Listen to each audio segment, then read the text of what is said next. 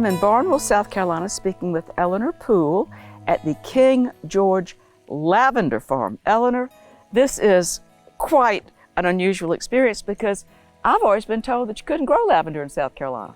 Well, that's what they said, so we accepted the challenge. You have a fascinating backstory. Tell us a little bit about it. For where I came from, so we're from New York. I'll say from the good part of New York, central New York. We grew up on a chicken farm and a dairy farm, my husband and I. So we had lots of farming in our background. We had a small greenhouse that we grew just things for ourselves, and we decided when we came down here that we were going to take that love that we have of horticulture and plants and outside and farming and turn it into our dream. And you are very fortunate in that you have a job that allows you to work long distance, and that because this is a lot to start and rely on and build a business. Yeah, so I work for Oracle. I work there, and I spent a lot of time in their horticulture department, so I started to do some research about lavender. Lavender likes the heat. That's not the problem. It's the humidity that it struggles with. Is it a Mediterranean crop? It is a Mediterranean crop, but Mediterranean doesn't have, again, the humidity, so that's the challenge.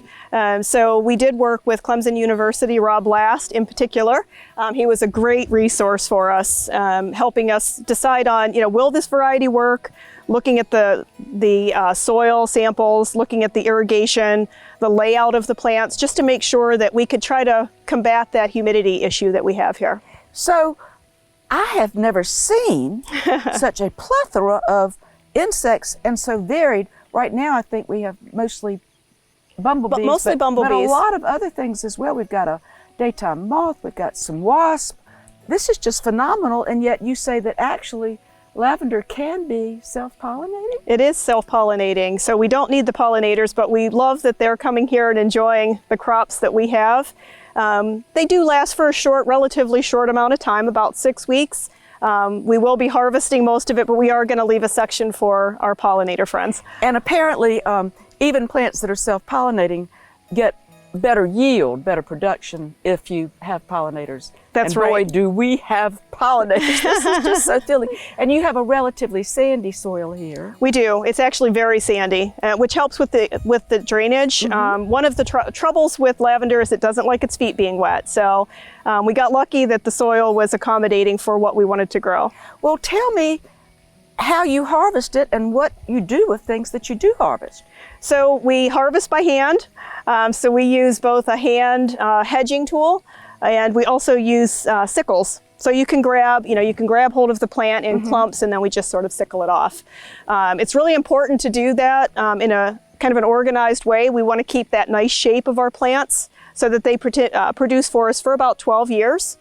We waste nothing on the plant. We use everything from the stalk to use smudge sticks and fire sticks.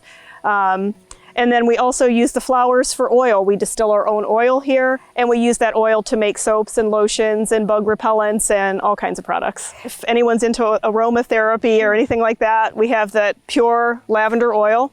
But we also get a secondary product that's called hydrosol, and that can be used for skin toners, for sunburns, for bug repellent too. Really? Yeah, and so we use some medicinal properties. It does. It's actually it helps with minor scrapes and abrasions as well. So how perfectly lovely. And the sticks, the smudge sticks, you said you've had good luck putting them around you and as insect repellents. I do. Pesky mosquitoes away. So a lot of people don't know what smudge sticks are, but it's basically just dried stems. And if you light that, blow it out, and let it smoke, and you set it next to you outside, it'll burn for about 6 hours, and it keeps the bugs away naturally. No DEET. And you make your products available sometimes here at the farm. So our products are available both here. We have a country store when we're open for our events and during our U-Pick season, which is primarily in June. And then they're also available at our mercantile in town and online. But you just aren't leaving any stone other than the stones down here in Barnwell unturned because you have an event space. We do. So we just finished that or are in the process of finishing it. We've got some weddings planned. We do other events. We just had a comedy show here. We're going to be doing a bluegrass. A comedy show? We did. So we're trying to bring a little bit of entertainment to Barnwell. And then we're going to be doing a bluegrass festival in the fall and a pumpkin picking in our lavender patches. So we have that planned for the fall. I guess you'll have to import the pumpkins. That's right. Yeah. That's right. Yeah. You figured out how to grow lavender in South Carolina, but I don't think anyone's I'm going to leave the pumpkins to the professionals. I think that's a good idea. Well, thank you so much. I'm so happy that y'all made the big trek from New York down Thank here. you. We're really happy to be here. And I just want to see the chickens before I leave. Okay. Very good.